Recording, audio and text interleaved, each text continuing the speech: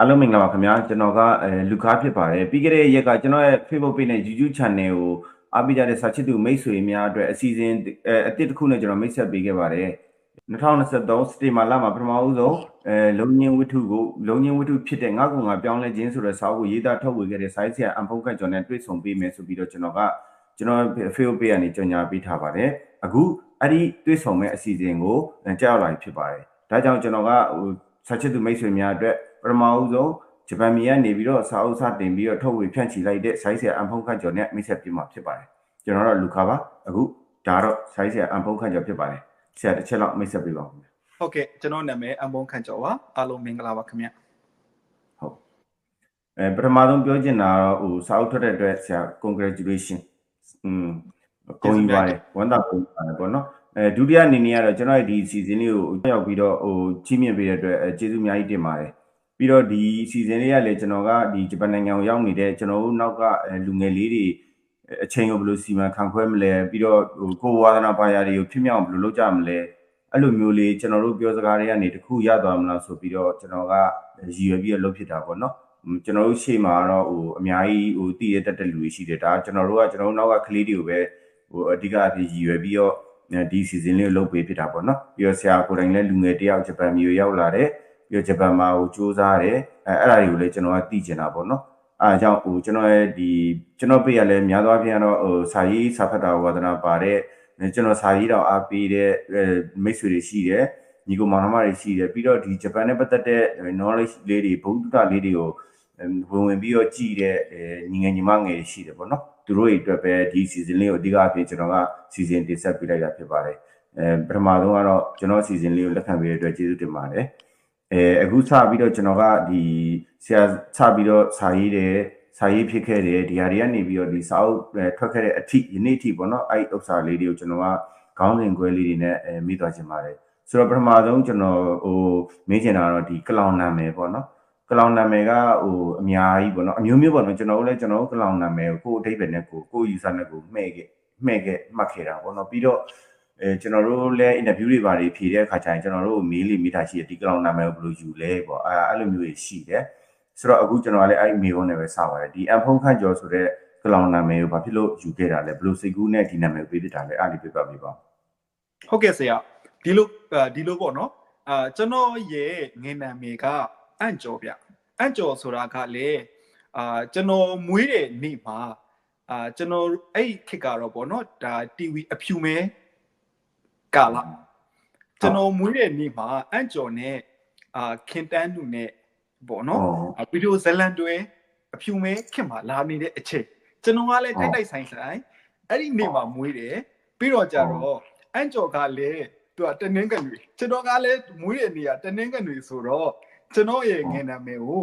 ဦးလေးတယောက်ကဟာနေချင်းသွားတူတယ်ပေါ့နော်အဲ့ဒါကြောင့်ဒီကောင်ကိုအန့်ကျော်ဆိုပြီးတော့ခေါ်မဲဆိုပြီးတော့ကျွန်တော်ရဲ့ငယ်နာမည်ကအန့်ကျော်ဆိုပြီးတော့ဒါကျွန်တော်ရဲ့အရက်ထဲမှာပေါ့နော်ကျွန်တော်ကနာမည်တွန်သွားတာအဲ့တော့ကျွန်တော်ကစာရေးမယ်လို့စဉ်းစားလိုက်တဲ့အချိန်မှာငါဘလို့ကလောင်သုံးမလဲပေါ့နော်ဆိုတော့အဓိကဗျာစာရေးမယ်ဆိုရင်ကိုကပထမဆုံးရွေးချယ်တဲ့ကလောင်ကတိတ်အရေးကြီးတယ်ဆိုတော့ကိုရေးတဲ့ကလောင်ကကိုရွေးချယ်လိုက်တဲ့ကလောင်ကပေါ့နော်အောင်မြင်ခြင်းလဲအောင်မြင်မယ်အောင်မြင်ခြင်းမှလည်းအောင်မြင်မယ်ဒါပေမဲ့ကိုကပထမဆုံးကလောင်ကိုပေါ့နော်နောက်ဒီတခြားလုံးဒီကလောင်နဲ့ပဲသွားမှာဆိုတော့ကလောင်ရွေးချယ်မှုကဒါက first အရန်အရေးကြီးတယ်ပေါ့နော်အဲ့တော့ကျွန်တော်ရဲ့ငယ်နာမည်ကအန့်ကျော်ဆိုတော့ကျွန်တော်သိတဲ့အချိန်မှာအန့်ကျော်ကလူချမ်းပေါ့နော်ကျွန်တော်ကအဲ့ဒီနာမည်ကိုလုံးဝငယ်မကြိုက်ဘူးငယ်နာမည်ကိုပေါ့နော်လုံးဝမကြိ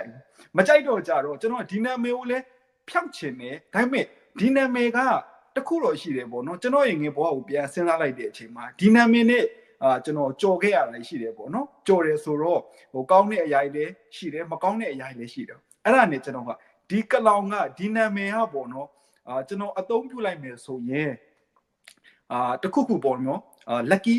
ဒီနာမည်ရှိတယ်ဒီနာမည်ကိုအသုံးပြုလိုက်မယ်ဆိုရင်တော့ကျွန်တော်အဆင်ပြေနိုင်တယ်ဆိုတော့တင်ကင်းဝင်သွားတာပေါ့နော်အဲ့ဒါနဲ့ဒီအကျော်ဆိုတဲ့နာမည်တစ်ခုနဲ့သွားလို့ကလည်းအဆင်မပြေဘူးဆိုတော့ဒီနာမည်ကိုပေါ့နော်ပို့ပြီးတော့ပြည့်စုံခန့်ထဲဖြစ်အောင်ကျွန်တော်ကအလဲကဘုံခန့်ဆိုပြီးတော့ပေါင်းလိုက်တော့ကျွန်တော်ရဲ့နာမည်ကကျွန်တော်ရဲ့ကလောင်ကပေါ့နော်အန်ဖုံခန့်ကျော်ဆိုပြီးတော့ ဟုတ်ကဲ့ဆရာကျွန်တော်ဖြစ်လာတာပေါ့နော် ကောင်းတယ်ပထမဟိုကြားကြရင်တော့နာမည်ရထေလိုက်တာပေါ့နော်အမှန်တော့ဟို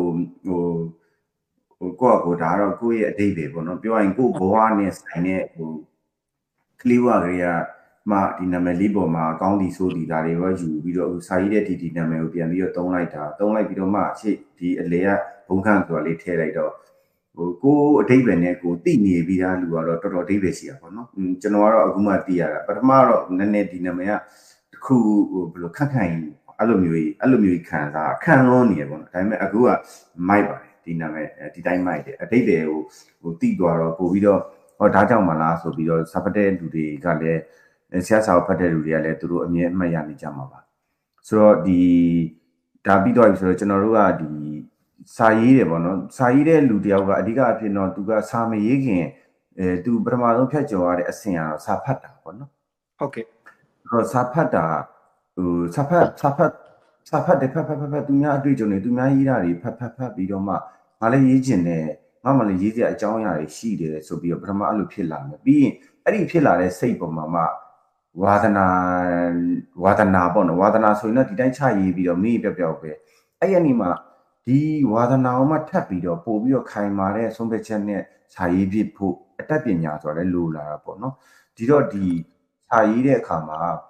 ပထမဆုံးစာကိုစပြီးတော့ဖတ်တဲ့အချိန်ကစပြီးတော့ဒီစာရေးစာအုပ်ထုတ်ဖြစ်တဲ့အချိန်ရဲ့ဂျားထဲမှာစာဖတ်ဖြစ်တာတွေစာရေးဆရာတယောက်ဖြစ်လာအောင်ကိုယ့်ကိုလှုံ့ဆော်ပေးမှုတွေအဝိညာဉ်ကလှုံ့ဆော်မှုတွေဘလို့စိတ်တွေကြောင့်စာဖတ်တာနဲ့စာရေးဖြစ်တယ်အဲ့ဒါလေးလည်းပြောပြပေးပါဦးဟုတ်ကဲ့ခင်ဗျာကျွန်တော်ကပေါ့နော်ဆရာဘဝကိုကတကယ်တိုးတက်ပြောင်းလဲခြင်းလေဆိုရင်နံပါတ်1တစ်ခုပေါ့နော်အဲ့ဒါကဘာလို့မှမလဲဆိုစာဖတ်ခြင်းပဲဗျစာဖတ်မှာပဲဟိုဒါကိုဘဝတစ်ခုကတကယ်တိုးတက်ပြောင်းလဲလာနိုင်တာပေါ့နော်ဆိုတော့ဟိုကျွန်တော်တို့ရဲ့ဒါတကယ်လေးစားရတယ်ပေါ့နော်ကမ္ဘာကုလသမဂ္ဂအတွင်းရေးမှူးချုပ်လုပ်ခဲ့မှုတဲ့ဥတန်ပြောတဲ့စကားတစ်ခွန်းရှိတယ်ပေါ့နော်စာဖတ်တဲ့တိုင်းပြည်ကတိုးတက်တယ်လို့ပေါ့နော်တိုးတက်တဲ့တိုင်းပြည်ကလူတွေကလည်းစာဖတ်တယ်ဆိုတော့ကျွန်တော်အဲ့ဒီရဲ့ဟိုပေါ့နော် course ပေါ့နော်ကျွန်တော်အဲ့ဒီရဲ့သူ့ရဲ့အဆိုအမိန့်ကိုကျွန်တော်ငင်းလေးကလေးကအင်မတန်ကြိုက်ခဲ့တာပေါ့နော်အဲ့တော့ဒီလိုမျိုးကျွန်တော်ကိုဒီ motivation ပေးခဲ့တဲ့အဲ့လိုမျိုး course တွေအကြောင်းကျွန်တော်ငင်းလေးကလေးအစားအရန်ဖတ်တယ်စာဖတ်လာတော့နောက်ပိုင်းပေါ့နော်ဟိုကျွန်တော်ကပထမကျွန်တော်ရဲ့ရွေးချယ်မှုကကျွန်တော်ကစာရေးဖို့ဆိုတဲ့အစီအစဉ်မရှိဘူးဗျကျွန်တော်ကပထမဆုံးပေါ့နော်လွန်ခဲ့တဲ့10နှစ်ကိုကျွန်တော်ကပြန်သွားမယ်ဆိုရင်ကျွန်တော်ကတိတ်ချမ်းသာချင်တာတိတ်အောင်မြင်ချင်တာဆိုတော့ပေါ့နော်ဒါပေမဲ့ကျွန်တော်ကအဲ့ဒီလွန်ခဲ့တဲ့10နှစ်ကနေထပ်ပြီးတော့ပြန်ချုံလိုက်တဲ့အချိန်မှာလွန်ခဲ့တဲ့9နှစ်ကိုပြန်သွားမယ်ဆိုရင်ကြတော့ကျွန်တော်ရဲ့ဘဝကိုကျွန်တော်ပြန်ပြီးတော့စဉ်းစားရတယ်ပေါ့နော်ကိုကပို့ပြီးတော့ကောင်းတဲ့ life ပို့ပြီးတော့ပေါ့နော်ကိုအကြောင်းကိုပြန်တွေးလိုက်တာနဲ့အရန်ကျင်နေရမယ်အခြေအနေမျိုးပြီးတော့ကြတော့ဟိုဘဝပေါ့နော်ဟိုအသက်ကြီးလာလေပူကောင်းလေအသက်ကြီးလာလေပူကောင်းတဲ့ live တစ်ခုကိုလိုချင်တာဖြစ်တဲ့အတွက်အဲ့ဒီအရာတွေကိုကျွန်တော်က choice လုပ်လိုက်တဲ့အချိန်မှာကျွန်တော်နှစ်ခုပဲရှိတယ်ငါပတ်စံရှာပြီးတော့အောင်မြင်တဲ့ဘဝတစ်ခုကိုသွားမလားစီဝါးကြီးလုပ်ပြီးတော့ပေါ့နော်ဒါမှမဟုတ်ကိုတကယ်စာဖတ်ပြီးတော့ကိုတွေ့ကြုံနေရတဲ့ဘဝတွေကိုကိုကတကယ်နောက်လာမဲ့ပေါ့နော်ဒီမျိုးဆက်တစ်တီအတွက်ကိုကလက်ဆင့်ကမ်းပေးခင်မလားအဲ့တော့ကျွန်တော်ပြန်စဉ်းစားလိုက်တဲ့အချိန်မှာကိုယ့်ရဲ့အတွေ့အကြုံအတွေ့အကြံတွေကိုနောက်ထပ်ပေါ့နော်ဟိုဖြစ်တည်လာမဲ့ဒီမျိုးဆက်တစ်တီအတွက်စာပေအမွေကိုပေါ့နော်လက်ဆင့်ကမ်းပေးလိုက်မယ်ဆိုရင်ပြန်စဉ်းစားတိုင်းအဲ့ဒီအရာကပီတိဖြစ်တယ်ပြီးတော့ဒီကောင်ကဒီစာရေးတယ်ဆိုတာကကြီးလာလေအတွေ့အကြုံများလေပိုကောင်းလာလေပေါ့နော်နောက်ပြီးတော့ကိုကဒီပုံကတစ်ခုအဆုံးတက်သွားရင်တောင်ကျွန်တော်ကထားခဲ့မယ်ပေါ့နော်ကျွန်တော်ရဲ့မှတ်တိုင်တွေကအများအားရှိနေတာဖြစ်တဲ့အတွက်ကျွန်တော်ကအဲ့ဒီပေါ့နော်လွန်ခဲ့တဲ့9နှစ်လောက်ကိုပြန်သွားရင်ကျွန်တော်ဘဝကိုကျွန်တော်ရဲ့ live ကိုငါဒီဘဝတွေကိုပဲငါဖြတ်တန်းတော့မယ်ငါစာပဲရေးတော့မယ်ဆိုတဲ့အခြေအနေကျွန်တော်ဖြစ်ခဲ့တာပေါ့နော်ဒါကတော့ကျွန်တော်ကဟိုလူငယ်တွေကိုပိုကောင်းတဲ့ဘဝပိုကောင်းတဲ့အခြေအနေပိုပြီးတော့အေးချမ်းတဲ့ဟိုဘဝဖြစ်စေချင်တာပေါ့နော်ဒါကြောင့်ကျွန်တော်အစာရွေးမယ်ဆိုတဲ့ဟိုလမ်းကိုပဲကျွန်တော်ရွေးချယ်လိုက်တာဟုတ်ကဲ့သူကဟိုစာဖတ်တော့ဒီစာရေးဖို့ရွေးချက်မရှိသေးဘူးစာဖတ်တာပေါ့နော် စာဖတ်ပြီးတော့မှနောက်တော့မှဥမာအောင်မြင်အောင်ဥမာတထေးလုံးမလားဆိုင်းဆရာလုံးမလားပေါ့နော်ပထမတော့အရင်ချမ်းသာခြင်းတယ်အဲ့ကနေမှဒီစာပေဘက်ဆိုင်းဆရာလုံးမယ်ပေါ့နော်ဆရာမြတ်တန်းနဲ့ပြောသလိုဆိုစာရေးတဲ့ဘဝဆိုတာလမ်းကြုံလို့မတော်တဆဝင်လို့ရတဲ့အရာမဟုတ်ဘူးဆိုတာမျိုးပေါ့နော်ဒါဆရာအဖကကျော်လဲစာရေးတဲ့ဘဝကိုကိုယ်တိုင်တည်တည်ချာချာကိုရွေးချယ်ခဲ့တယ်လို့ပြောရမှာပေါ့နော်ဟုတ်ကဲ့ခင်ဗျဟုတ်ကဲ့ကျေးဇူးတင်ပါတယ်ပြီးတော့ဒီဟိုပါပေါ့နော်အဓိကတော့ကျွန်တော်လည်းဂျပန်မှာနေနေတာဆိုတော့လေကျွန်တော်ကလည်းကိုယ်တိုင်စာရေးနေတာဆိုတော့ဘာလို့ကျွန်တော်ဖြစ်လဲဆိုတော့ကျွန်တော်တို့ဂျပန်မှာအချိန်ပေါ့နံပါတ်1အရေးကြီးဆုံးအချိန်ပေါ့အချိန်ရဲ့ဒီကန်းရဲ့အဓိကတော့ကျွန်တော်အလုပ်လုပ်မယ်ဆိုရင်အလုပ်ကဟိုမှာမနေ့ဆိုမနေ့ညဆိုညအချိန်နဲ့တောက်လျှောက်လေပတ်နေရတာဒီနိုင်ငံအချိန်ရငွေဆိုတော့လေအဲ့ထင်မှာဒီစာရေးတယ်ဆိုတာကစဖတ်တာကတော့ထားပါကျွန်တော်ယထာပေါ်မှာကားပေါ်မှာအလုပ်ပေးရဲ့ဒီလိုမျိုးကျွန်တော်တို့ဖတ်လို့ရတာပေါ့နော်အချိန်လုပြီးတော့ဖတ်လို့ရတယ်ဒီစာရေးတယ်ဆိုတာကျတော့ဒီကောင်ကမှုလိုတာပေါ့နော်ဒီကောင်ကကိုယ်တိုင်ခံစားဖြစ်တည်လာတာအောင်မှပြန်ချရေးရတယ်ကွန်ပျူတာနဲ့ဖြစ်စောင်းနဲ့ဖြစ်အချိန်တစ်ခုပေးရတယ်ဒီကောင်ကမလွတ်သွားလို့မရဘူးနော်တတိနဲ့အမြဲစဉ်ဆက်မပြတ်အဲ့ဒီလိုမျိုးအချိန်ရဲ့အလုပ်ရဲ့ကြားထဲကနေဒီဂျပန်နိုင်ငံကနေခဲ့ရဲ့ကြားထဲကနေဒီစာအုပ်ကစာမျက်နှာ300ကျော်ပြီပေါ့နော်စာမျက်နှာစုပေါင်းဘယ်လောက်ရှိရလဲ315မျက်နှာရှိရပါတော့အဲ့တော့ဒီစာမျက်နှာ315မျက်နှာရှိတဲ့စာအုပ်ကြီးကိုဂျပန်မှာဘယ်လိုရေးပြခဲ့တာလဲဘယ်လိုလုံးလာဝရီစိုက်ထုတ်ပြီးတော့ပြီးအောင်ရေးလိုက်နိုင်တာလဲပေါ့နော်အဲ့ဒါလေးပြောပြပေးပါဦးဟုတ်ကဲ့ဆရာအောင်သိန်းကပေါ့နော်ကျွန်တော်ရဲ့ role model ထဲမှာဆရာအောင်သိန်းကဒါထိတ်ဆုံးမှာပါတယ်ပေါ့နော်ဆရာကကျွန်တော်ကိုပြောဘူးတယ်ကိုပေါ့နော်တန်ဖိုးထားတယ်ကိုချစ်တယ်ဆိုလို့ရှိရင်တဲ့အချိန်ကိုတန်ဖိုးထားပါတဲ့အဲ့တော့ဒီစာရေးတော့မယ်ဆိုတော့ဘယ်ကနေစပြောရမလဲဆိုတော့ကျွန်တော်တို့ COVID-19 ပေါ့နော်ကျွန်တော်တို့ COVID ဖြစ်တော့ကြတော့ဆရာလည်းသိတဲ့အတိုင်းပဲကျွန်တော်တို့ဂျပန်မှာအလုပ်တွေတော်တော်များများပိတ်ထားတယ်ပေါ့နော်ဒီတော့ကျွန်တော်မှာကအလုပ်မရှိတော့ဘူးအလုပ်မရှိတော့တဲ့အချိန်မှာကျွန်တော်ကစာဖတ်မှာလားစာရေးမှာလားဒီနှစ်ခုကိုကျွန်တော်ကရွေးချယ်ရတော့ဆိုတော့ကျွန်တော်ကတခုတော့ရှိတာပေါ့နော်စာရေးရင်းနဲ့စာဖတ်မယ်ဆိုရင်လည်းဒါဖြစ်နိုင်တာပဲလေအဲ့ဒါနဲ့ကျွန်တော်ကဟုတ်ပြီငါစာရေးတော့မယ်ဒါပေမဲ့စာရေးတော့မယ်လို့ဆိုတဲ့အချိန်မှာတကယ်ကိုကဘာရေးမှလဲဘလို့အကြောင်းအရာကိုရေးမှလဲပေါ့နော်အဲ့ဒါတော်တော်စဉ်းစားရကြက်တယ်ပေါ့နော်ပြီးတော့တကယ်လဲရေးမယ်ဆိုတော့တော်တော်များများထွက်မလာရင်များတယ်ပေါ့နော်ဒါပေမဲ့တဖြည်းဖြည်းနဲ့ရေးနေမှာကိုရေးတဲ့စာလေးတွေကိုပြန်ဖတ်ပြီးတော့ကြတော့မစိုးဘူးပဲအဲ့လိုပေါ့နော်ကိုပြန်ပြီးတော့ motivation ပြန်ယူရတာပေါ့နော်အဲ့တော့ဒီ COVID-19 ဖြစ်သွားတဲ့အတွက်ဒါကကျွန်တော်တို့အခွင့်အရေးဖြစ်သွားတာကျွန်တော်ကဒီလောကတွေကိုသွားဖို့ရာအတွက်ပေါ့နော်ပြီးတော့ကြတော့ဒီဘဝကိုကျွန်တော်ကရွေးချယ်ဖို့ရာအတွက်ကျွန်တော်ရဲ့ opportunity ဖြစ်သွားတာပေါ့ဆရာရအဲ့ဒါနဲ့ကျွန်တော်ကအလုပ်ပိတ်တဲ့ရက်တွေဆိုရင်ကျွန်တော်ပန်းချံကိုသွားတယ်coffee ဆိုင်ကိုသွားတယ်ကျွန်တော်ပါတာဖတ်ဆရာစာအုပ်တဲ့ကျွန်တော်ကွန်ပျူတာယူသွားတယ်အဲ့ဒီမှာကျွန်တော်ရေးတာပဲနေ့တိုင်းရေးတာကျွန်တော်တရက်မှမပြတ်ဘူးပေါ့နော်ကိုလုံးမယ်လို့ဆုံးဖြတ်ထားတဲ့အရာတခုကိုကျွန်တော်လုံးဝဒီဇိုင်းမှန်ပေါ့နော်သွားတယ်ဆိုတာကဘဝမှာကကျွန်တော်တို့ကကိုလုံးမယ်လို့ရွေးချယ်ထားပြီးတဲ့အရာတခုကိုလုံးမယ်လို့ဆုံးဖြတ်ထားတဲ့အရာတခုမလုံးမိတာကအဆိုးဆုံးပဲဗျဒါကျွန်တော်တို့ဘဝမှာပေါ့နော်အဲ့တော့ကျွန်တော်ကတော့ကိုလုံးမယ်လို့ဆုံးဖြတ်ထားတဲ့အရာတခုကိုကျွန်တော်တောက်လျှောက်ဒီဇိုင်းမှန်လုပ်လိုက်တဲ့အတွက်ကျွန်တော်ရဲ့ပထမဆုံးပေါ့နော်ငါကောင်ကပြောင်းလဲခြင်းဆိုတဲ့စာအုပ်ကဒါမွေးဖွားလာတယ်လို့ဆိုနိုင်တာပေါ့ဆရာညာဟုတ်ကဲ့ဒီစာအုပ်ထဲမှာပါတယ်ဆရာတော်ဦးစိုးတိကရဲ့စကားလို့ပေါ့လားအလေးထားအလေးချင်းစသဖြင့်ဆွဲမြဲလောက်သွားရင်အောင်မြင်သွားမယ်ဆိုတာမျိုးပေါ့နော်ပြီးတော့ဟိုဟာကြီးပမခောက်ရုပ်ဆရာတော်ဘုရားကြီးရဲ့စကားလဲဖြစ်တယ်ပြန်ပြီးတော့အမှတ်ရမိတယ်ကျွန်တော်တို့ဆောင်းပါးတစ်ပုဒ်ထဲမှာရေးပြီးတယ်လုံမယ်လို့ဆုံးဖြတ်တဲ့တိုင်းလုံကြာရှုံးပြီမဲ့ထက်ကြိုးစားစသဖြင့်ပေါ့နော်အချက်၄ချက်အဓိကတော့အဲ့မူပေါ်သွားတဲ့သဘောပဲပေါ့နော်ဟုတ်ကဲ့ခင်ဗျဟုတ်ကဲ့ပြီးတော့ဒီခုနပြောလိုက်မှာငါ့ကိုငါပြောင်းလဲခြင်းပေါ့နော်စာအုပ်ကခေါင်းစဉ်ကိုပဲမိုက်နေတာပေါ့နော်ကျွန်တော်တို့ internet ပေါ်မှာငါ့ကိုငါပြောင်းလဲခြင်းဆိုပြီးရှာကြည့်ရင်လည်းလူငယ်တွေကြားထဲမှာဖတ်ကြရေးပန်းစားရပေါ့နော်ပြောရရင်အခုကာလကကျွန်တော်တို့နိုင်ငံကခက်ခဲနေတဲ့ကာလဖြစ်တဲ့လူငယ်တွေကထပ်ပေါက်တစ်ခုရှာနေကြတယ် ဖက်ပေါက်တစ်ခုဆိုတာတခြားပြည်ပနိုင်ငံတစ်ခုလည်းဖြစ်နိုင်တယ်ဒါမှမဟုတ်နိုင်ငံထဲမှာပဲဘာလို့ရမလဲပေါ့လမ်းပြောင်းနေတဲ့လူတွေများတော့ ဟုတ်ကဲ့ခင်ဗျ လမ်းစာရှာနေတာခုနကပြောအခွင့်အလမ်းကိုရှာနေတာပေါ့ဗျာ ဟုတ်ကဲ့ခင်ဗျ ကျွန်တော်တို့ခုနဆရာတို့ပြောသလို2019ခုနှစ် COVID-19 ဖြစ်တော့ဂျပန်မှာနေတဲ့လူကတော့ဒါကျွန်တော်တို့ရဲ့ opportunity တစ်ခုဖြစ်လာတယ်အခွင့်အလမ်းပေါ့ဒါဒီခွင့်လမ်းကိုကျွန်တော်တို့ကအမိရဖန်ဆုပ်လိုက်တယ်ဘာလို့လဲဆိုတော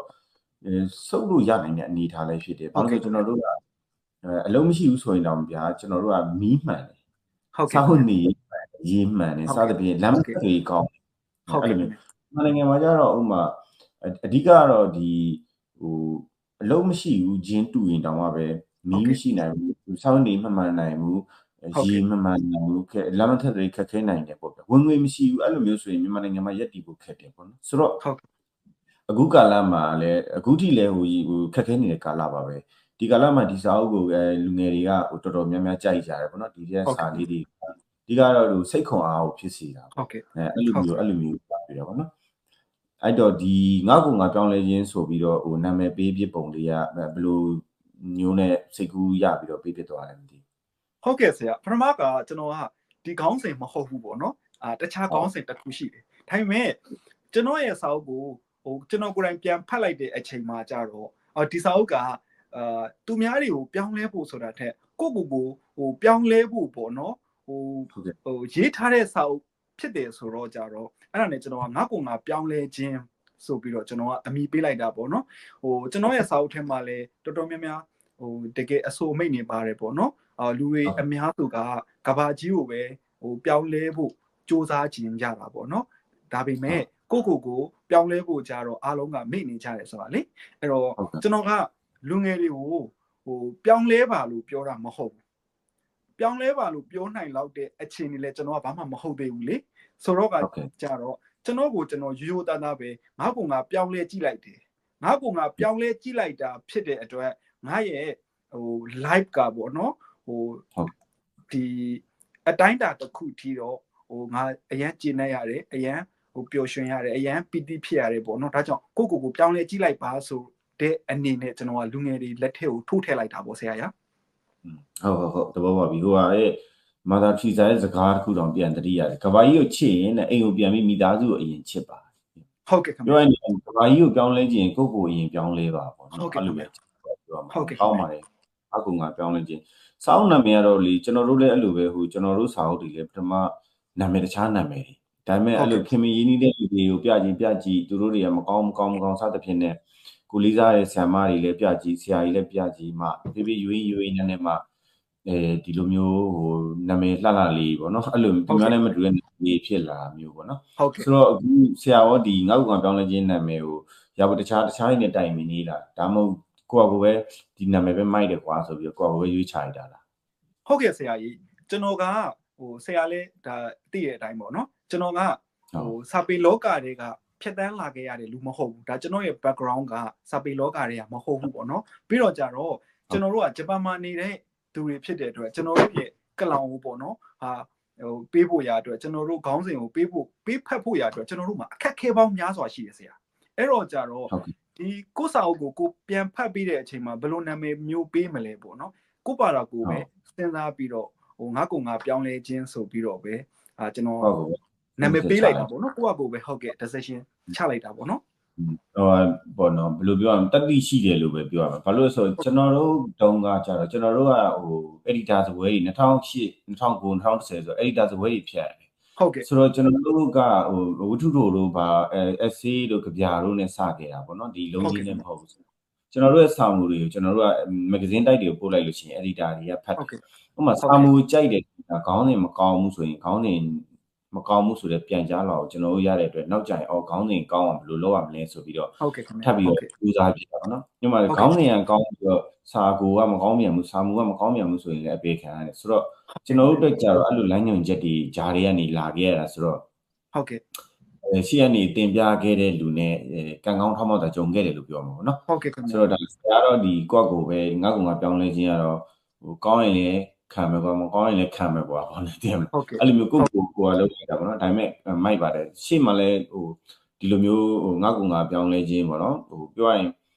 ပြောခုနလိုပေါ့ကဘာကြီးကိုပြောင်းလဲခြင်းကိုအရင်ပြောင်းလဲဒါကိုအရင်ပြောင်းလဲတဲ့သဘောပဲဒါပေမဲ့စာအုပ်ကြီးကတော့ကဘာကြီးကိုပြောင်းလဲနိုင်တဲ့အထိကိုကချပြီးတော့ပထမဆုံးခြေလှမ်းနေတဲ့စာရိုက်တဲ့ပုံစံမျိုးဖြစ်တာပေါ့နော်အဲ့အတွက်လည်းကောင်းနေတယ်မိုက်ပါတယ်နော်ဆိုတော့အခုဒီငါ့ကပြောင်းလဲခြင်းကိုပြောရရင်တော့ကျွန်တော်ဖတ်ကြည့်တာပေါ့နော်ဒီကောင်ကတူးတက်ပါပြီအမျိုးသားဖြစ်တာပေါ့နော်တူးတက်ကိုပါဆရာကဒီတူတစာပေတွေကိုအဖတ်များလို့ပဲတူတစာပေရေးဖြစ်တာလားရတ္တစာပေတွေရောမဖတ်ဖြစ်ဘူးလားပြီးတော့ဒီဥစ္စာကိုတူတဘက်ကိုရေးဖို့ဘယ်လိုဖြစ်လို့အဲ့လိုဆုံးဖြတ်ချက်ချပြီးတော့ရေးဖြစ်သွားတယ်ဟုတ်ကဲ့ဆရာကျွန်တော်ကစာမျိုးစုံဖတ်တယ်ပေါ့နော်ကျွန်တော်ကရတ္တစာပေလည်းဖတ်တယ်တူတစာပေလည်းဖတ်တယ်ဒါပေမဲ့ကျွန်တော်ရဲ့အရေးသားကိုကျွန်တော်ပြန်ကြည့်လိုက်တဲ့အချိန်မှာကျွန်တော်ကရတ္တဘက်ကိုသွားလို့မဖြစ်ဘူးဆရာရပြီးတော့ပေါ့နော်ကျွန်တော်ကကိုတွေ့ကြုံနေရတယ်ကိုယ့်ရဲ့ experience တွေကိုယ့်ရဲ့ knowledge တွေကိုကျွန်တော်က sharing လုပ်ချင်တဲ့အခြေအနေမျိုးဆိုတော့ကျွန်တော်ကတုတ္တဘက်ကိုရွေးလိုက်တာပေါ့နော်နောက်တစ်ခုကကျွန်တော်တို့ဒီမြတ်စွာဘုရားရဲ့မင်္ဂလာတုတ်တရားတော်ထဲမှာပေါ့နော်ဘဟုတစ္ဆန်စာဆိုတာရှိရဆရာဆိုတာကအကြမ်းမြင်များခြင်းဒီမင်္ဂလာပေါ့နော်ကျွန်တော်ကကျွန်တော်ရဲ့စာအုပ်ကိုကျွန်တော်ကိုယ်တိုင်ကဒီအကြမ်းမြင်များဖို့ဘုဒ္ဓတာများဖို့အတွက်ကျွန်တော်တကယ်ဒါစီပူးခဲ့တယ်ပေါ့နော်ဆိုတော့ကျွန်တော်ကအဲ့တော့ကျွန်တော်ရဲ့ဘုဒ္ဓတာကျွန်တော်ရဲ့ဒီ experience တွေကိုကျွန်တော်ကလူငယ်တွေကိုပေးချင်တာဆိုတော့လူငယ်တွေကိုပေးချင်တာဖြစ်တဲ့အတွက်ကျွန်တော်ကသူတို့ကိုပိုကောင်းတဲ့ဘဝတစ်ခုပိုကောင်းတဲ့ life တစ်ခုဖြစ်ဖို့ရာအတွက်ဆိုရင်ကျွန်တော်ကသူတို့ကိုပထမဆုံးပေးရမယ့်အရာတစ်ခုဒီတုတ္တပေါ့နော်ဖြစ်တယ်ဆိုတာကိုကျွန်တော်ကနားလည်လိုက်တယ်ဆိုတော့ကိုပြောင်းလဲစေခြင်းနဲ့ပေါ့ဗျာအဲ့တော့ဒါကြောင့်မို့လို့ကျွန်တော်ပထမဆုံးကျွန်တော်ရဲ့ခြေလမ်းကိုကျွန်တော်ကတုတ္တဘက်ကိုကျွန်တော်ရွေးချယ်လိုက်တာဆရာဟုတ်ကဲ့ကောင်းပါတယ်ပြောရင်တော့ဒီစာအုပ်ကိုဖတ်ကြည့်ရပေါ့နော်ဖတ်ကြည့်လိုက်တော့ဒီစာအုပ်ထဲမှာဆရာရဲ့စာဖတ်ထားတဲ့စာဖတ်အားပေါ့နော်စာဖတ်အားကိုကျွန်တော်တို့အများကြီးတွေ့ရတယ်ပြီးတော့ရတ္တစာပေဆိုင်ရာဒီဂျာနယ်ကျော်ဦးချစ်မောင်တို့အကြောင်းတွေပါတယ်ဒါတွေကဆိုရင်တော့ရတ္တပဲဖြစ်တာပေါ့နော်စာပြောရရင်တူတစာပေကိုရေးဖြစ်တယ်ဆိုပေမဲ့ရတ္တစာပေတွေလည်းဖတ်တာတွေ့ရတယ်ပေါ့နော်ပြီးတော့ဒီဆရာတော်ဦးဇောတိကတို့ဘာလို့ဒီတရားသဘောတွေဘာတွေကလည်းများသောအားဖြင့်နှလုံးသားလေးကိုစိတ်ဝင်တဲ့တပုတ်ကိုဆိုတော့အဲ့ဒါဖတ်တာတော့စာသုံးဖတ်တယ်ပြီးတော့မှကိုကဒီရတ္တစာတုတ္တစာပေရေးမယ်ဆိုပြီးတော့တုတ္တကိုရေးဖြစ်သွားတာပေါ့နော်အဲ့ဒါဟုတ်ကဲ့ခင်ဗျဟုတ်ဆိုတော့ကဒီစာအုပ်ကခုနကျွန်တော်တို့2019ခုနှစ် COVID-19 ကနေစပြီးတော့ရေးဖြစ်တာပေါ့နော်ဟုတ်ကဲ့ရေးဖြစ်ပြီးမှဒီစာအုပ်ထွက်တာက2023ခုနှစ်စက်တင်ဘာဆိုတော့ဒီကြားထဲမှာဒီစာအုပ်ဖြစ်ဖို့အတွက်ဘယ်လိုမျိုးအခက်အခဲတွေရှိလဲဘာတွေကြော်ဖြတ်ခဲ့ရလဲအဲ့ဒါလေးတစ်ချက်လောက်ပြောပြပါဦးဟုတ်ကဲ့ဆရာအခက်ခဲကတော့တကယ်ကိုအမြောက်များစွာပေါ့နော်အများကြီးရှိတယ်ဆိုတော့လေကျွန်တော်ကစာရေးမယ်စာကလည်းရေးပြီးသွားပြီစာရေးပြီးသွားတော့ကျွန်တော်ကမြန်မာပြည်ကိုပြန်တော့မှာဆိုတော့ကျွန်တော်ရဲ့ live ကဒီမှာမဟုတ်ဘူးကျွန်တော်ရဲ့ live ကမြန်မာပြည်မှာကျွန်တော်ရဲ့ဘဝကကျွန်တော်မြန်မာပြည်မှာကျွန်တော်လုပ်ချင်တဲ့အရာတွေကပေါ့နော်ဆိုတော့ကျွန်တော်ကလမ်းနှစ်ခုကိုရွေးရတော့ပေါ့နော်ကျွန်တော်ကမြန်မာပြည်ပြန်ပြီးတော့ကျွန်တော်စီးပွားရေးလုပ်မှာလားတော့မဟုတ်ဒီစာအုပ်အောင်မြင်သွားလို့ရှိရင်ကျွန်တော်ကဒီစာရေးချင်းဒီလောကတွေကိုပဲကျွန်တော်ကတကယ်ခြေစုံပြစ်ဝင်မှာလားပေါ့နော်အဲ့ဒီအချိန်မှာကျွန်တော်က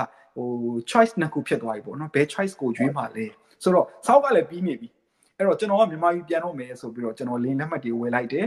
လင်းလက်မှတ်ဝယ်ပြီးတော့COVID-19 ကpass wave ပြီးတော့ကြတော့ second wave third wave ဆိုပြီးတော့သူ wave တွေလာတဲ့အချိန်မှာကျွန်တော်ကပြန်လို့မရဘူးလင်းလက်မှတ်ကလည်းခဏနေဒိတ်ပြောင်းသွားလိုက်ခဏနေဒိတ်ပြောင်းသွားလိုက်ပေါ့နော်နောက်ဆုံးကျွန်တော်တို့ဘယ်ချိန်ဖြစ်သွားလဲဆိုတော့ဆရာတို့ကျွန်တော်တို့အားလုံးမလိုချင်နဲ့ပေါ့နော်ဒီ2021ဖေဖော်ဝါရီ1ရက်နေ့ကျွန်တော်ရဲ့လင်းလက်မှတ်ဒိတ်ကအဲ့ဒီဖြစ်သွားတာဒါပေမဲ့ကျွန်တော်တိုင်းပြည်မှာကဘာဖြစ်သွားလဲဆိုတော့ခူးဖြစ်သွားတယ်အာနာသိမ့်ပိုက်တယ်အာနာသိမ့်တော့ကျွန်တော်ပြန်လို့မရပြန်လို့မရတော့ကြတော့အဲ့ဒါနဲ့ကျွန်တော်ကဒီစာအုပ်ကိုကိုပါတာကိုထုတ်ဖို့မဟုတ်တော့ဘဲနဲ့ကျွန်တော်ကစာပေတိုက်တွေကိုပေါ့နော်ကျွန်တော်ပို့ကြည့်တယ်တချို့ကိုကျွန်တော်ကဖုန်းဒီ overseas ပေါ့နော်ဖုန်းခေါ်တယ်တချို့ကကျွန်တော် reply မလာကျွန်တော်တချို့ကို Gmail ပို့တယ် reply မလာဒါပေမဲ့စာပေတိုက်တစ်ခုနဲ့ကျွန်တော်ကချိန်မိသွားတော့ပေါ့နော်ကျွန်တော်ရဲ့စာမှုချမ်းကိုသူဖတ်တယ်ဖတ်တော့ကြတော့ okay တယ်ဆရာကျွန်တော်တို့ ထုတ်မယ်ပေါ့နော်ထုတ်မယ်ဆိုတော့ကျွန်တော်ရဲ့စာအုပ်ကစာမျက်နှာများတယ်ပြီးတော့ကြတော့သူကဒီကာလကလည်းပေါ့နော်တကယ်ကို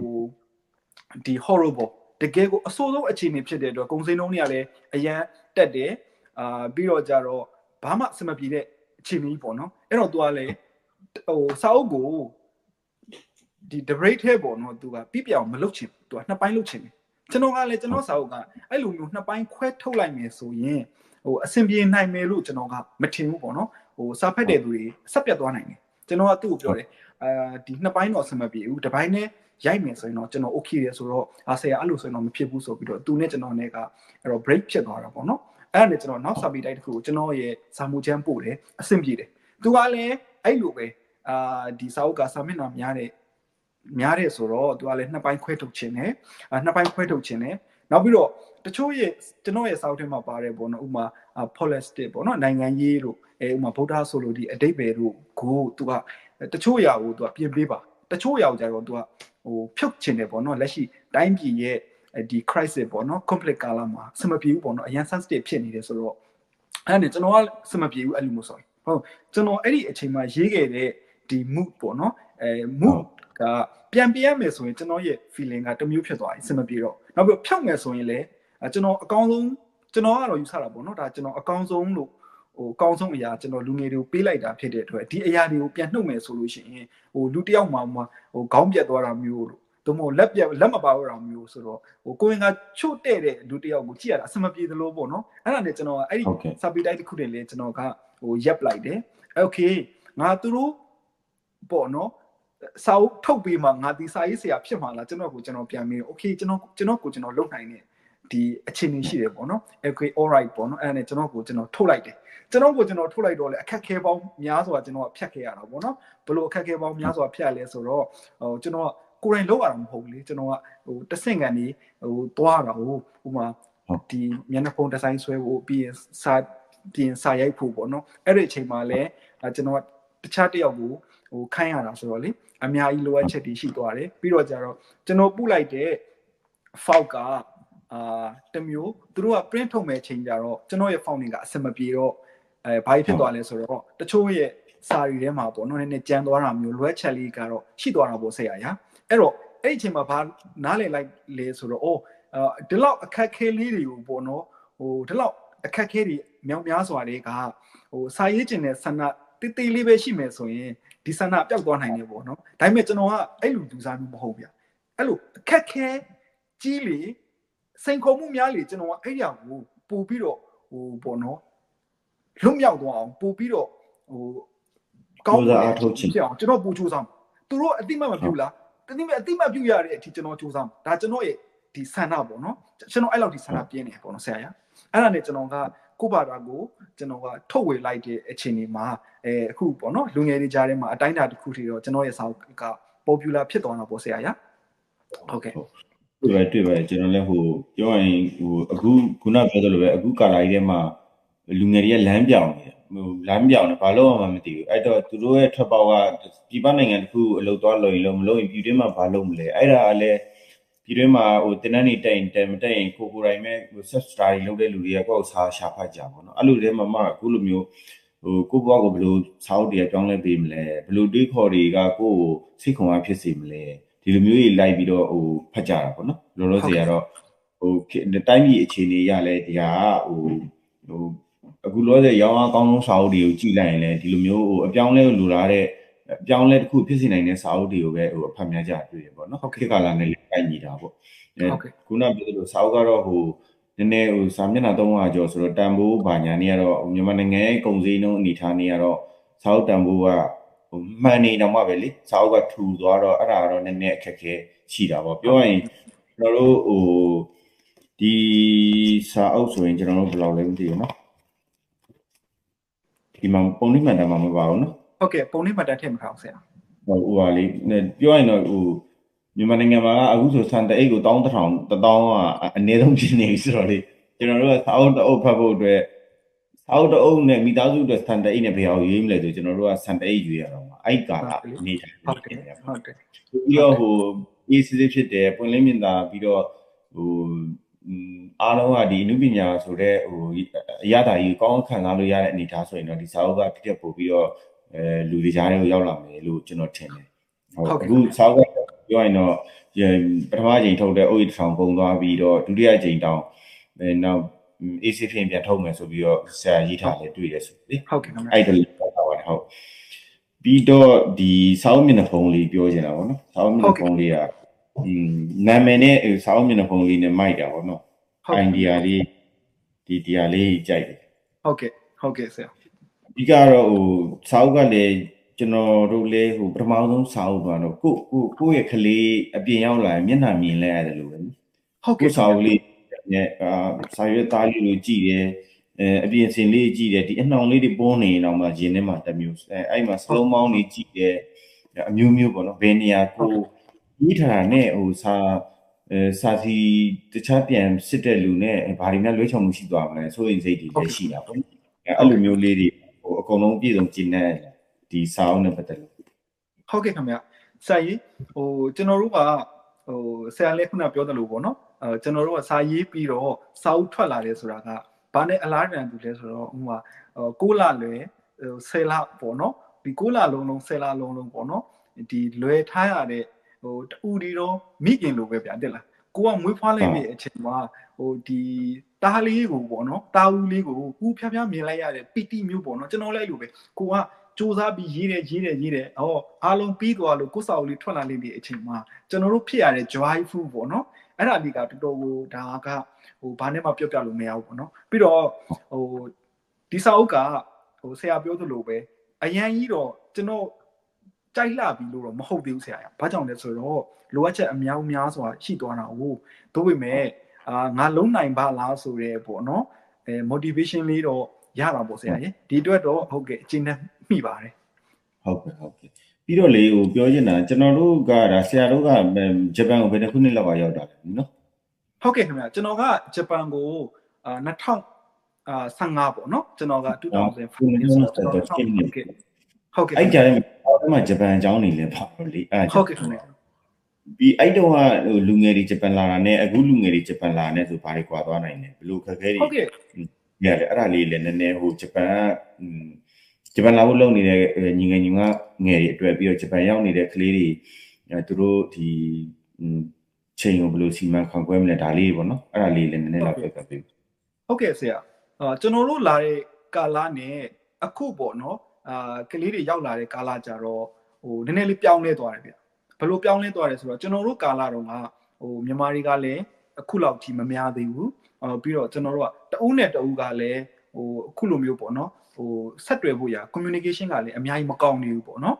ပြီးတော့လူနည်းစုပဲရှိသေးတဲ့ကာလလေးကျွန်တော်တို့ခေတ်ကာလကအများကြီးမသွားနိုင်သေးတဲ့အချိန်ကြီးပေါ့နော်အဲ့တော့အခုဒီကာလကြတော့လူတွေကအများကြီးရောက်ချလာတယ်ပို့ပြီးတော့အခွင့်အလမ်းတွေပိုကောင်းလာတယ်အဆက်အသွယ်တွေပိုကောင်းလာတယ်ကျွန်တော်တို့တုန်းကလို့ပေါ့နော်ဟိုလူငယ်တွေဟိုဒုက္ခရောက်မယ်ဆိုရင်တောင်မှပဲအခုအကူညီမဲ့သူအများကြီးရှိတယ်ပေါ့နော်ကျွန်တော်တို့ကာလာတော့ကကိုကအခက်အခဲတစ်ခုခုဖြစ်သွားတယ်ဆိုရင်ကျွန်တော်တို့ကဘယ်သူ့ကိုအကူညီဟိုတောင်းရမလဲဆိုတာကျွန်တော်တို့မှာအသိမိတ်ဆွေမရှိဘူးလေအဲ့တော့ကိုဘာသာကိုကျွန်တော်တို့ကစူးစမ်းပြီးတော့ဟိုရုန်းကန်လှုပ်ရှားခဲ့ရတာဟုတ်အဲ့တော့ဟိုပိုမိကောင်းဆွေကောင်းနဲ့ပေါင်းမိခဲ့တာလည်းရှိတယ်သို့မဟုတ်ပေါ့နော်အကျင့်မကောင်းတဲ့သူတွေနဲ့လည်းဒါပေါင်းမိခဲ့တာရှိတာဟုတ်ဘာကြောင့်လဲဆိုတော့ကျွန်တော်တို့ကဟိုကိုမသိတဲ့ဝင်းကျင်တစ်ခုမှာကိုတခါမှမဆုံး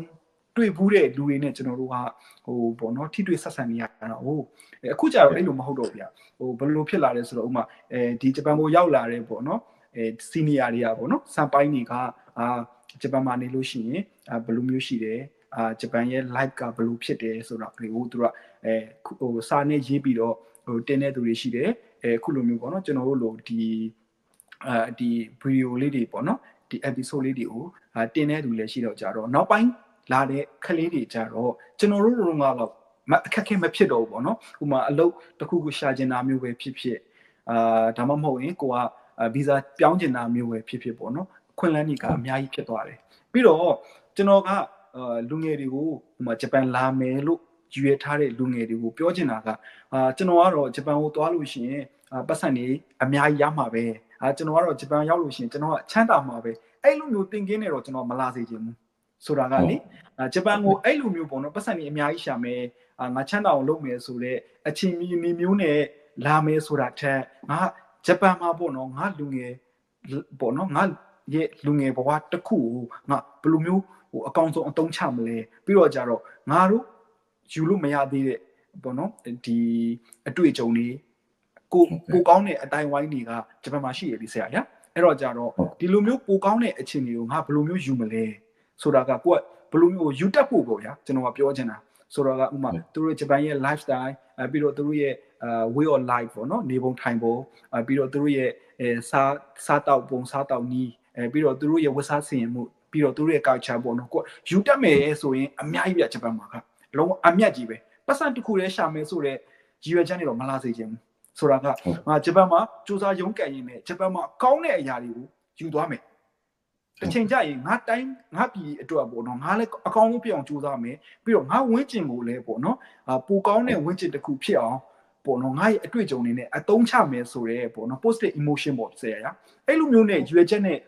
လာစေခြင်းနဲ့လာပြီးတော့လေဂျပန်မှာနှစ်ပေါင်းများစွာနေမယ်လို့ရည်ရွယ်ထားတာထက်အတိုင်းအတာတစ်ခုထိနေပြီးတော့ပေါ့နော်ငါတိုင်းငါပြည်ကိုပြန်မယ်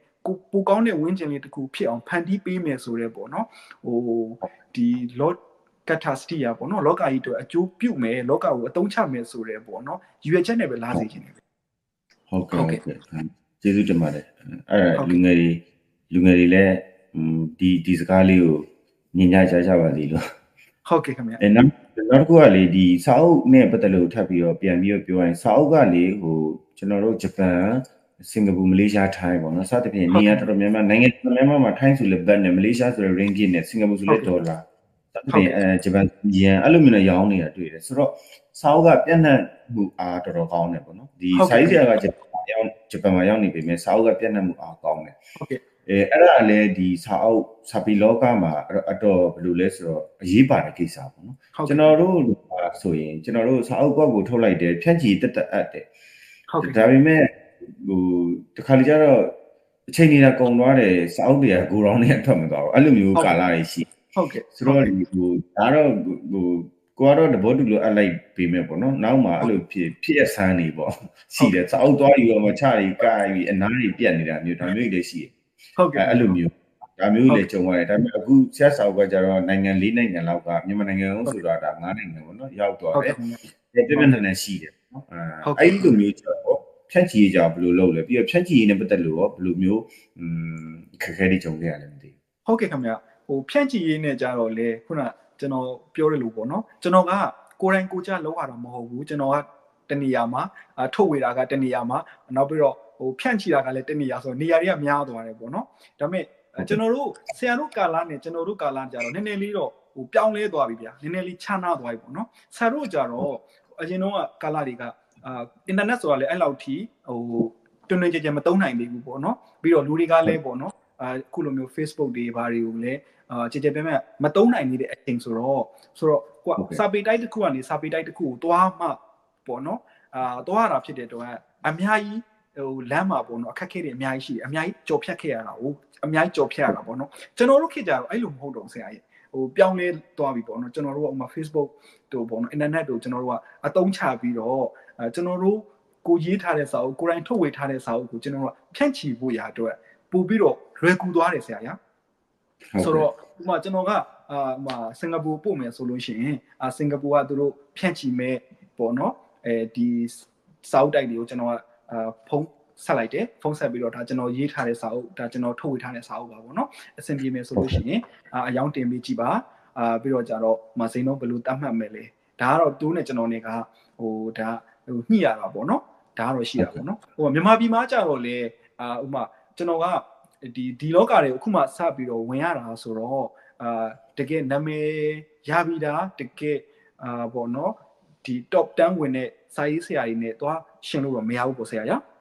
ကျွန်တော်ကဥမာစာပေတိုက်တစ်ခုကိုကျွန်တော်စာအုပ်ကိုအယောင်တင်မယ်ဆိုလို့ရှိရင်ကျွန်တော်ပေးရတဲ့ percent ကများတယ်လေအဲ့တော့ဒီစာအုပ်ကတကယ်တမ်းပြောမယ်ဆိုရင်ကိုယ့်အတွက်မကြမ်းဘူးဗျဆိုတာကလေကျွန်တော်ကဒီဈေးနှုန်းကျွန်တော်သုံးထားတဲ့ဒီစာအုပ်ရေပေါ့နော် quality ကဒီဈေးနှုန်းနဲ့ဆိုလို့ရှိရင်ကျွန်တော်က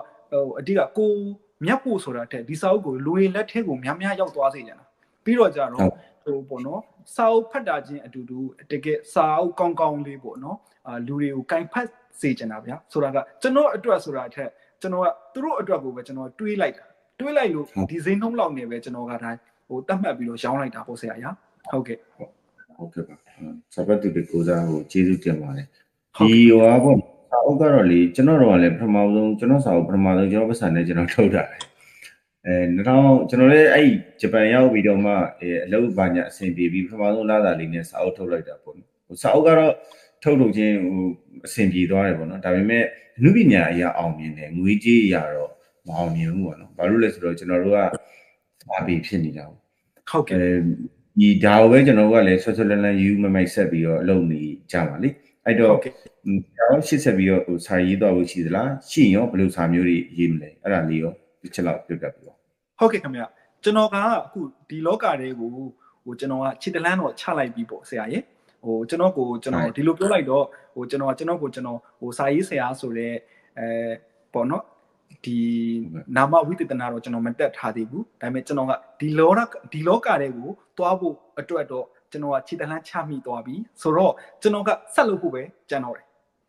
ဟုတ်ကဲ့အဲ့တော့ကျွန်တော်ကအခုဘာကိုယ့်ဘဝကိုဘာလုပ်ချင်တာလဲလို့ဟိုအမြဲတမ်းကျွန်တော်ပြန်မေးတဲ့အချိန်မှာသိချတာဒီကျွန်တော်စာရေးချင်းစာဖတ်ခြင်းပဲဗျကျွန်တော်ရဲ့ဘဝကိုကျွန်တော်အေးချမ်းပျော်ပျော်ရွှင်ရွှင်နဲ့ပြီးတော့ပေါ့နော်တကယ်လူတွေအတွက်အကျိုးများမဲ့အလုပ်ကိုကျွန်တော်လုပ်ချင်တာအဲ့တော့ဟိုအကောင်းဆုံးအလုပ်ကဘာအလုပ်လဲဆိုတော့စာရေးချင်းအလုပ်ပဲဗျလူတွေကိုအသိပညာဘုဒ္ဓတာပေးတဲ့အလုပ်ကဝမ်းလဲဝမယ်ပြီးတော့ကြတော့ကုသိုလ်လည်းရတယ်ဆိုတော့ကျွန်တော်တို့ကတစ်ချက်ခုတ်လိုက်တာနဲ့နှစ်ချက်ပြတ်တယ်ပေါ့ဆရာရအဲ့တော့ကြတော့ကျွန်တော်ကအခု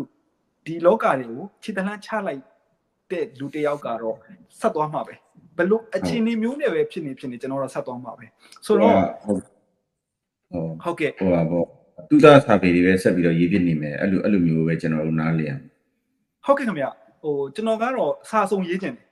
ဆိုတာကလေဥမာသူသားစာပေလေးရေးခြင်းတယ်ရသစာပေလေးရေးခြင်းတယ်ပြီးတော့တမိုင်းမှတ်တမ်းပေါ့နော်ဥမာကျွန်တော်တို့ဒီတိတ်မကြခင်ကာလတွေမှာပေါ့နော်ကမ္ဘာမှာနာမည်ကြီးခဲ့တဲ့ဥမာယူဘယ်နာဟာရာရီပေါ့နော်ဥမာသူတို့ဟို21 lesson for the 21st century လို့ဆိုသူတို့ဆိုလဲဒါတမိုင်းနဲ့ပတ်သက်ပြီးတော့ပေါ့နော်ဒါနာမည်ကြီးလာတဲ့စာရေးဆရာတွေပဲဆိုတော့ကကျွန်တော်ကရေးမဲ့ဆိုရင်လည်းရည်ချက်ရှိတယ်ဗျဥပမာမြန်မာတမိုင်းနဲ့ကမ္ဘာတမိုင်းပေါ့နော်ဟိုကျွန်တော်တို့ကမ္ဘာဦးကနေဖြစ်တည်လာတဲ့အကြောင်းအရာကိုကျွန်တော်တို့လက်ရှိကာလအခြေအနေအထိကိုကျွန်တော်ကစာမျက်နှာလည်းအတိုင်းအတာတစ်ခုထိလောက်ထိတော့ကျွန်တော်ရေးမယ်လို့တော့ဟိုတွေးထားတယ်ပေါ့ဆရာရဲ့ဆိုတော့ကြတော့ဟိုစာဖတ်တဲ့သူတွေကိုလူငယ်တွေပေါ့နော်အဓိကကတော့ကဘာကြီးကဘလို့ပြောင်းလဲလာလဲဟိုမှာအဲ့တော့ကျွန်တော်တို့က sorry ဆရာဘာတွေပြင်ဆင်ထားဖို့လိုပြီလဲကိုကနောက်ဖြစ်လာမဲ့ဒီအနာဂတ်ပေါ့နော်ဘလို့အခြေအနေမျိုးဖြစ်လာနိုင်လဲပေါ့နော်အဲ့တော့ကြတော့ကျွန်တော်ကတမိုင်းကိုလေကျွန်တော်ရေးချင်တယ်ဆိုတာကတော့ဟိုဆရာကြီးဟိုသူ့တာစာပေတစ်ခုတည်းတော့သွားမယ်လို့တော့မဆုံးဖြတ်ထားဘူးကျွန်တော်ကအကုန်လုံးပေါ့နော်ကျွန်တော်ဟိုတက်ဆွမ်းတလောက်ကျွန်တော်လုံနိုင်တဲ့အခြေအနေအတိုင်းတာပေးတဲ့လောက်ထိတော့ကျွန်တော်စာရေးသွားမယ်လို့တော့ကျွန်တော်ဆုံးဖြတ်ထားတယ်ဟုတ်ကဲ့ပါဟုတ်ကဲ့အဲ့ဆိုအဲ့စာအုပ်ဒီလေအများဆုံးရေးနိုင်ပါလိမ့်ပေါ့နော်ခုနဟိုကျွန်တော်တို့ဟိုအခုဟိုစာအုပ်ကျောင်းပြီးတော့ပေါ့နော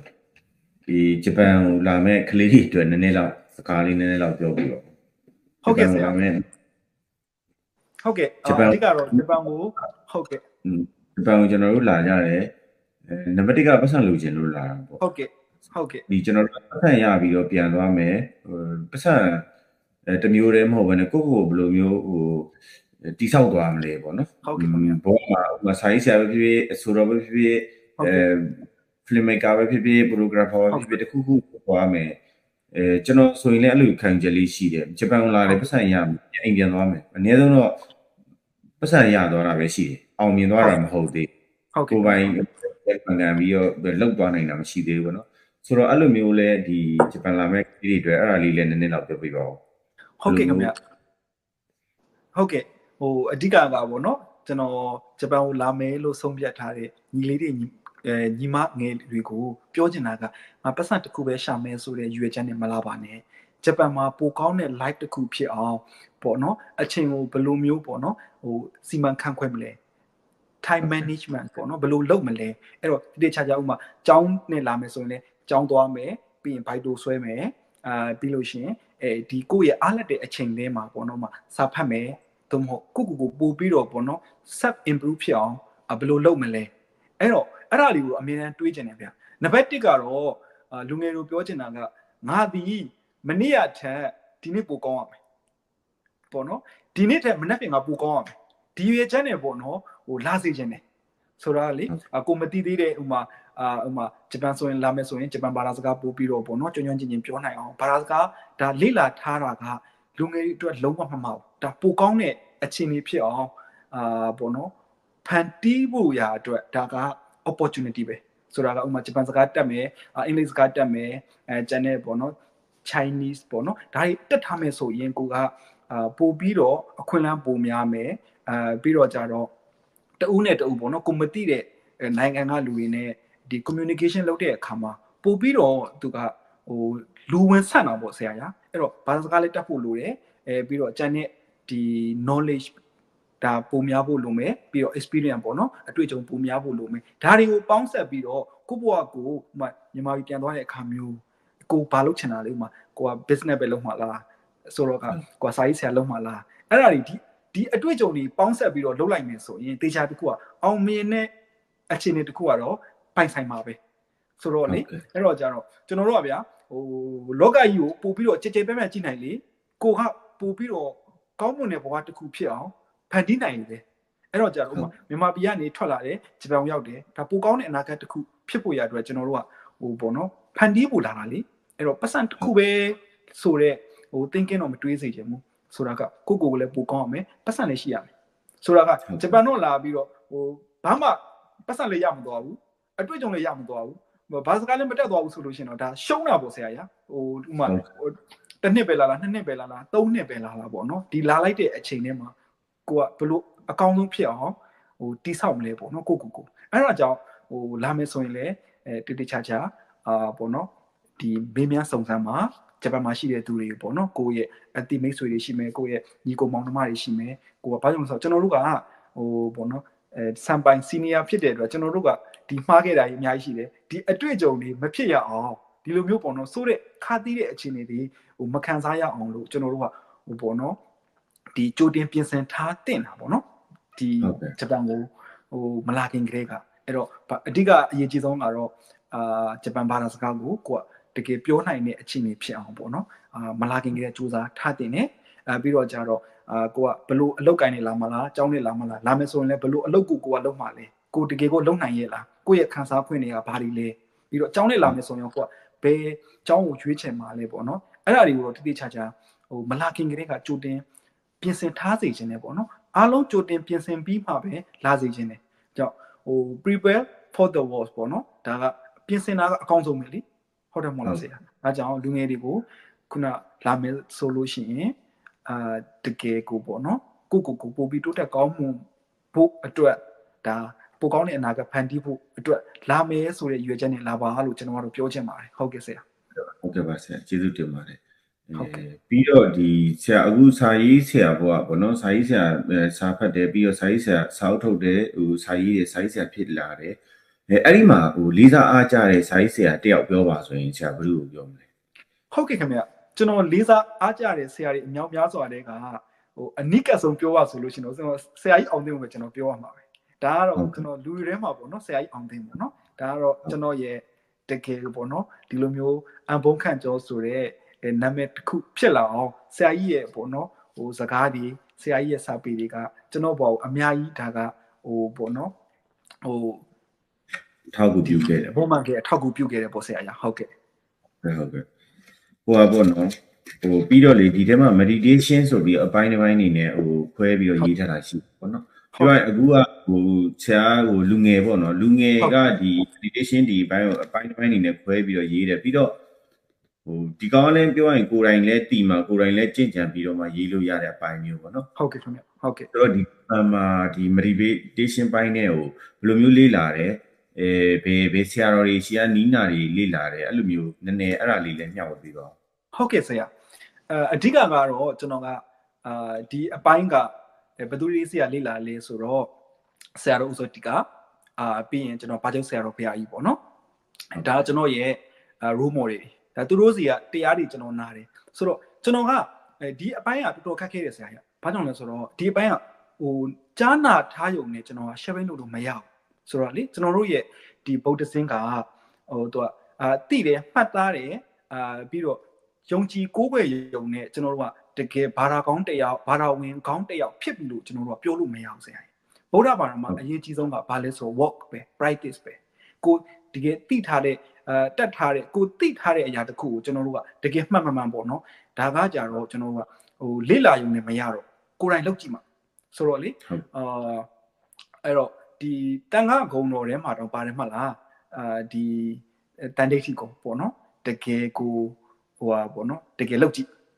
်လို့အကျိုးမြတ်များတယ်ဆိုကမှဒါယုံပေါ့နော်ဒါတော့ကာလမတုံမှာပေါ့နော်အဲ့တော့ဒီအပိုင်းကိုကျွန်တော်ကဟိုရေးတော့မယ်ဆိုတော့ဒီအပိုင်းမရေးခင်ကတည်းကကျွန်တော်ကဒီ meditation ပေါ့နော်ကျွန်တော်တရားကိုဒီကြာချာကျွန်တော်ကိုယ်တိုင်ကလုပ်ခဲ့တယ်ဘာကြောင့်လဲဆိုတော့ကျွန်တော်တို့ဒီတဖြည်းဖြည်းကျွန်တော်တို့ကဘာကြီးကဒီ complicated ပေါ့နော်ပုံမရှုပ်ထွေးလာတယ်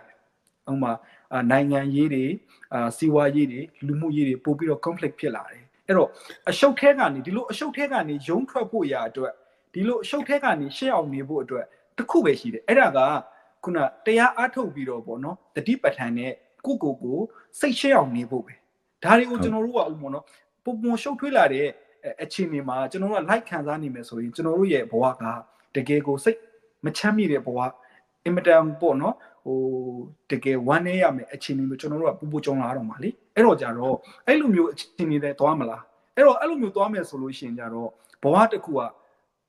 အဆုံးသက်သွားရင်လည်းဘာမှအတိတ်ပဲမရှိဘူးလို့ထင်တာပဲပေါ့နော်အဲ့တော့ကြတော့ကျွန်တော်ကတရားအားထုတ်လိုက်တဲ့အချိန်မှာဒါကျွန်တော်ကိုယ်တိုင်လုပ်ကြည့်လိုက်တဲ့အချိန်မှာကျွန်တော်ကိုယ်တိုင်တကယ်ကိုအကျိုးကျေးဇူးပေါ့နော်ခံစားရတယ်ကျွန်တော်ရဲ့ life ပြောင်းလဲသွားတယ်ပေါ့နော်အဲ့ဒါကြောင့်ကျွန်တော်ကတကယ်လူငယ်တွေကိုဒီလိုမျိုးတရားအားထုတ်လိုက်မယ်ဆိုလို့ရှိရင်တကယ်ပေါ့နော်ကိုကဘယ်လိုနေရတော့မလဲway of life ကိုကောင်းကောင်းနားလည်သွားလိမ့်မယ်ဆိုတော့ကိုယ့်ရဲ့ဘဝကပို့ပြီးတော့ meaningful life ပေါ့နော်တကယ်အတိတ်ပဲရှိတဲ့ကျင့်တဲ့ဆရာကောင်းတဲ့တကယ်ပျော်ရွှင်တဲ့ဘဝကျင်းနေဖြစ်လာမှာပဲဘာကြောင့်လဲဆိုတော့ကျွန်တော်တို့ကဟိုလူဆိုတာအများစုကဒီအကောင့်လောကရန်ကိုပဲကျွန်တော်ကလိုချင်ကြတာလေဟုတ်တယ်မဟုတ်လားဆရာဟိုမှာကျွန်တော်ကစာရေးလိုက်တယ်အောင်မြင်သွားတယ်ဆိုရင်ကျွန်တော်အရင်ပီတိဖြစ်မယ်ဒါပေမဲ့ကျွန်တော်အောင်မြင်သွားတဲ့အခါမှာကျွန်တော်ကိုလာပြီးတော့တိုက်ခိုက်မဲ့သူတွေစော်ကားမဲ့သူတွေအပုတ်ချမဲ့သူတွေဒါကျင်းပြီးကြုံရမှာပဲလေအဲ့တော့အဲ့ဒီလိုမျိုးကြုံလာရမယ့်အခြေအနေကိုကျွန်တော်ကဘယ်လိုမျိုးဟိုကိုပေါ့နော် resilient ကောင်းအောင်ကိုဒူဘေနာဘေခံနိုင်တဲ့စိတ်ဖြစ်အောင်ပေါ့နော်ဘယ်လိုမျိုးကျွန်တော်တို့ကပြင်ဆင်ထားမလဲဆိုတော့ကလေဟိုကျွန်တော်တို့ကဗုဒ္ဓတောင်မှပဲဒီပေါ့နော်ဟိုလောကရန်အဆိုးလောကရန်နဲ့ရင်ဆိုင်ခဲ့ရသေးတာပဲလေသူလုံးကြံတက်ဖြတ်ခဲ့တဲ့သူတွေရှိတယ်ဥမာ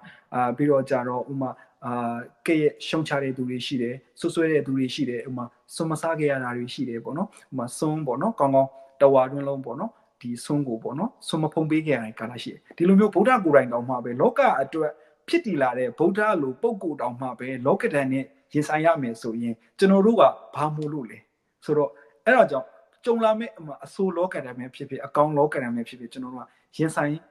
ပေါ့နော်ဒီအကောင်းလောကဓာတ်အဆိုးလောကဓာတ်ကိုကျွန်တော်တို့ကဒီရင်ဆိုင်မှုရအတွက်တခုလေတော့နေ့ကဒါ mindfulness ပေါ့နော်တတိပဋ္ဌာန်မရှိတာဆရာဟုတ်ကဲ့ကျေးဇူးအများကြီးတင်ပါတယ်အခုလိုမျိုးဟိုပြပြရဲဟိုရောနောက်ထပ်စာအုပ်ကရောဘယ်ချိန်လောက်မှထွက်လာလို့ရှိတယ်လဲအဲ့ဒါလေးလည်းပြောပြဟုတ်ကဲ့ခင်ဗျဆရာကြီးနောက်ထပ်စာအုပ်ကတော့ကျွန်တော်ရေးနေစေပဲဆရာလည်းဒါဂျပန်မှာနေတယ်ဆိုတော့ဆရာသိတဲ့အတိုင်းပဲကျွန်တော်တို့မှာအကြီးမားဆုံးပြဿနာကအချိန်မလောက်တဲ့ပြဿနာဆိုတာကဟိုစာရေးခြင်းတစ်ခုလေးနဲ့ကျွန်တော်တို့ဘဝကိုဂျပန်မှာရက်တည်လို့မရဘူးလေဒါကျွန်တော်တို့ရဲ့ဝါသနာဆိုတော့ကျွန်တော်တို့အလုပ်ဘဝရက်တည်ဖို့ရအတွက်ကျွန်တော်တို့အလုပ်သွားရသေးတယ်ကိုယ့်ရဲ့အားလက်တွေအချိန်ကြာမှာပဲကျွန်တော်တို့လုပ်ချင်တဲ့အရာကျွန်တော်တို့ရဲ့နောက်ကိုကျွန်တော်တို့ကဒီအကောင့်ထဲပေါ်ရတာဟုတ်အဲ့ဒါကြောင့်ကျွန်တော်ရဲ့စာအုပ်ကဒုတိယစာအုပ်ကတော့ပေါ့နော်ကျွန်တော်နောက်နှစ်လောက်တော့ကျွန်တော်ထွက်နိုင်ဖို့အတွက်စူးစမ်းနေပါတယ်ပေါ့နော်ဟုတ်ကဲ့ဆရာဟုတ်ကဲ့ပါအများဆုံးထွက်လာပါသေးအခုကျွန်တော်တို့ကဟိုစကားကလည်းတနားရီလောက်ရှိပါဆိုတော့လေကျွန်တော်တို့ရဲ့စကားဝိုင်းရက်လိုက်တော့မယ်လीနော်ဟုတ်ကဲ့ခင်ဗျဆိုတော့ဒီစကားဝိုင်းမရက်ခင်ဆရာရဲ့စာအုပ်ကနောက်ဆုံးစာလေးကိုကျွန်တော်ဖတ်ပြီးတော့ကျွန်တော်သိမ်းလိုက်နော်ဟုတ်ကဲ့ခင်ဗျဟုတ်ကဲ့အားလုံးမင်္ဂလာပါအခုဒါတော့ဆိုင်းဆရာအဖုတ်ခတ်ကျော်နဲ့ကျွန်တော်နဲ့စကားပြောတဲ့စီစဉ်ဖြစ်ပါတယ်ဆရာကဒီ2023ခုနှစ်စတေမလာမှာဒီ9ခုငါပြောင်းလဲခြင်းဆိုတဲ့စာအုပ်ကိုရေးသားထုတ်ဝေခဲ့ပါတယ်ဒီစာအုပ်ကတော့ဟို ဂျပန်စင်ကာပူထိုင်းမလေးရှားစသဖြင့်ပေါ့နော်အဲ့နိုင်ငံတွေအထိဟိုလူငယ်တွေကြားထဲမှာရေပန်းစားနေတဲ့စာအုပ်ဖြစ်ပါတယ်ဆိုတော့ကျွန်တော်လည်းဒီစာအုပ်ကိုဖတ်ပြီးတော့မှဒီထဲကကျွန်တော်တို့ဟိုမသိရသေးတာကြီးပေါ့နော်ဟို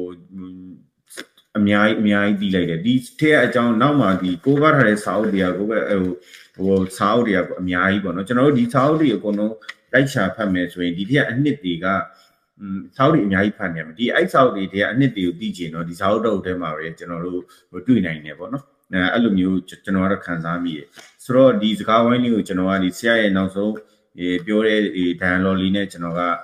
အဆုံးသတ်ချင်ပါတယ်ဘဝမှာအသက်ရှင်နေခဲ့တဲ့အချိန်ဆိုတာအကန့်အသတ်ရှိတယ်အကန့်အသတ်နဲ့ရှင်သန်ခွင့်ရနေတဲ့ဘဝမှာသူများရဲ့အထင်မြင်တွေနဲ့မိမိရဲ့တန်ဖိုးရှိတဲ့အချိန်တွေကိုမဖြုံးသင့်ဘူးတဲ့အန်ဖုံးခန့်ကျော်အားလုံးကျေးဇူးတင်ပါတယ်ဆရာလည်းကြမ်းမှချမ်းတော်တာနဲ့ဖက်စာအုပ်တွေအများကြီးဆက်ရည်နိုင်ပါစေခင်ဗျာဟုတ်ကဲ့ဆရာကိုလည်းကျေးဇူးအများကြီးတင်ပါတယ်ဟုတ်ကဲ့ပြောပါခင်ဗျာဟုတ်ကဲ့